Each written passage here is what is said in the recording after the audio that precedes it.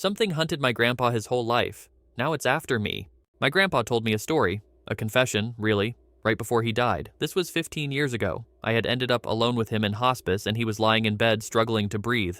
He said he needed to say something. He and some other kids had killed a boy at summer camp, Ezekiel. He didn't open his eyes, just held me and started talking, stopping every so often because he couldn't catch his breath. Growing up, my grandpa had gone to a summer camp way up north near the Canadian border. The camp was founded by Teddy Roosevelt, people said, and nice families from Milwaukee, Minneapolis, and even Chicago sent their boys there to toughen them up. My grandpa was 11 that summer. Ezekiel was younger, maybe 9 or 10. Ezekiel was a strange kid. He came from a farm in Minnesota and was going to camp on a scholarship. His family was deeply religious and didn't have a telephone, though nobody knew if that was on account of their beliefs or from being poor. They weren't Amish, but they were in the ballpark.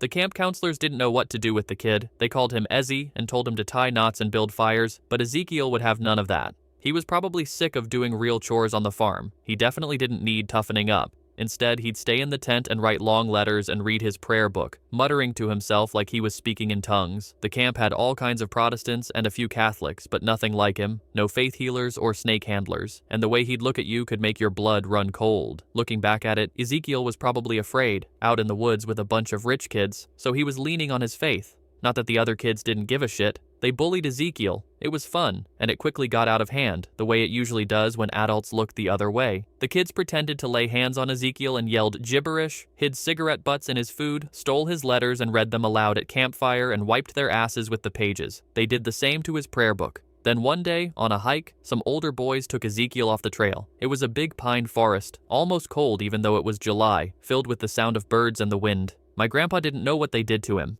He took no part. He swore to God. Whatever the older boys did, they took it too far. The rest of the day, Ezekiel lay in his cot, his back to everyone else. The next morning was a Sunday, brilliant weather.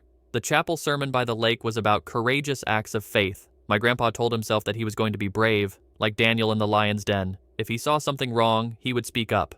He looked over at Ezekiel, who, like usual, wasn't listening. The kid was staring out at the lake and the ripples of blue-black water kicked up by the wind. They had morning swim that day, always ball-numbingly cold, but there was a water slide and a diving tower on a raft, and you could get used to the water after a couple minutes. Stop shivering at least. The boys were doing dives off the tower. The platform was about 15 feet above the water. My grandpa was in the lake, hugging the raft and watching his friends tumble through the air and fall headfirst into the water. To everyone's surprise, Ezekiel was up next, tiny and awkward looking up on the top of the tower. Everyone quieted down. He stretched his hands out in front of him, bent his knees, and someone shouted something. My grandpa didn't catch what it was, but it knocked Ezekiel off balance. He tripped and fell off the ledge and landed face first onto the raft. They heard his skull break, like the sound of a large egg getting cracked open under a towel, watching him stupidly as he bounced back up and into the water, then looking at the empty diving platform, at the blood on the raft, the blood already thin and runny from mixing with the lake water. The shock passed. Then bedlam, people diving into the water, others running to the shore, whistles, screaming, water churning everywhere. The lake was very deep here, for safer diving, and the water quickly got inky black, starting at 4 or 5 feet down. Too much time passed. Finally, they pulled Ezekiel up and swam him to land. As they carried him out, his head fell back limply. His face was crushed in the middle, water dripping from the crown of the dead boy's head. It took a while to reach Ezekiel's parents. It turned out they did have a telephone, but a bad storm had knocked out the lines. They didn't get word until late, and, roads being what they were, wouldn't make it to the camp until the next day. What to do until then? There was no hospital nearby, no sheriff's office. The lodge was the only real building on the grounds, a 2-story log cabin supposedly built by pioneers with a dining hall attached. They put Ezekiel in the basement of the lodge since it was cool and dark down there. Put him out on a table so he wouldn't have to be on the dirt floor, and put a handkerchief over his face so they wouldn't have to look at it. Then the thunderstorm that had been out west blew through east, a bad one with hail and pounding rain. All the tents got washed out by nightfall, and everyone had to sleep in the lodge. 50 or 60 kids in sleeping bags on the floor, all trying to fall asleep as fast as humanly possible, focusing on the sounds of the storm so their thoughts wouldn't drift down to the basement. My grandpa unluckily had ended up next to the basement door. As you can imagine, he wasn't sleeping well. Whenever he closed his eyes, he saw the blood on the raft. Ezekiel carried out from the water, his face. Boom. A loud crash. My grandpa sat up. Thunder? Nobody else moved. Even the counselors, who had stayed up late on the porch talking gloomily among themselves, men barely older than the boys, were now fast asleep. He looked out alone at the sea of sleeping bodies, the crash still humming in his ears. Then there was a thud, then another. Someone was walking up the basement stairs, the old wooden steps creaking under his weight. He reached the top step and paused, right behind the basement door. Then he went all the way back down. After a minute or two, he started up the stairs again, then back down again, 11 steps each way. My grandpa was furious. He figured one of the boys had snuck downstairs to look at the body or mess with it, and he found his flashlight and stood up and threw the basement door open. It was pitch black down there. Now he understood how literalness of that expression. In front of him was a darkness so complete that it felt heavy and liquid, like it would cover his hand and tear if he stuck his arm into it. He switched on his flashlight and dragged the beam down the steps, all 11, until he reached the bottom. Nothing. No one was down there, just the circle of light from his flashlight on the basement wall opposite the stairs. Then Ezekiel walked into view, like he was stepping into a spotlight. Except it wasn't Ezekiel. This was his body. This was something else. Pale. The handkerchief hanging off of his smashed-in face, and only one eye, which saw nothing at all. My grandpa slammed the door shut.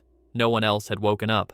A deep, almost drugged sleep hung over the room. He felt so crazed with fear that he thought he might pass out. The bottom step creaked, then the next, and soon it reached the top and grew still, but only for a second. The doorknob turned and the door inched open. My grandpa stepped back, whimpering, when an idea flashed through his mind: the prayer book. He ran to Ezekiel's bag nearby and opened it and grabbed the book, degraded from its recent mistreatment, and went back to the door, which was now wide open. Ezekiel was on the top step. He looked almost normal in the near-complete dark, when the flashlight wasn't on him, like any other kid who had stepped into a shadow. Ezekiel grabbed the book from my grandpa, seeming to weigh it in his hands, to think something over. Then he turned and walked back downstairs. My grandpa shut the door and locked it, waited. Nothing happened. Silence. Then he grabbed his sleeping bag and brought it to the opposite side of the room, by the front door where it was wet from the storm. He lay in a puddle and waited for daylight. Ezekiel's parents came during breakfast. Their clothes were normal. His mother couldn't speak, but his father managed to thank them for letting Ezekiel rest with his prayer book the night before. If they noticed the book's condition, they didn't say anything. Then they drove off with their boy, and that was it. No lawsuit or anything. Different times. Once he finished, my grandpa stared up at the hospice ceiling. He didn't seem relieved for having told me. Then he looked PVR, his dark blue eyes sunken deeply into his face. "I hear him," he said. "When it's quiet, late at night. I hear him on the stairs. After we had Richard, it started. Got worse as I got older. I'm sorry," he said. "Now I'm here, and I hear him all the time." My grandpa died 15 years ago. For a long time I forgot about what he said. No memory at all. It's weird, I know. But you never want to remember your family members like they were at the very end. It's not them. They've already left the building and it's some animal dying there instead. I recently became a father. We're all good. Mom's healthy. Baby's healthy and beautiful. We're hardly sleeping as we figure out how to take care of this little human. A lot of time spent in a dark, quiet house. Well, sometimes quiet. The thing is, I'm hearing things. I'm embarrassed to admit it. When it does get quiet, and I'm the only one awake, I sometimes hear footsteps on the basement stairs. I hear the steps squeak, and they stop once I tune in, like it knows I'm listening. Then it starts up again. Not always, but often. And when I'm falling asleep in bed, I get the feeling we're not alone. It's the same feeling I had when I was with my grandpa in hospice, that someone was under the bed. I'm freaked out, honestly. I don't know what else to do but write this up. I don't want to pull anyone else into this mess. But I can't live alone all my life with it either. I don't know what else to do. I'm sorry.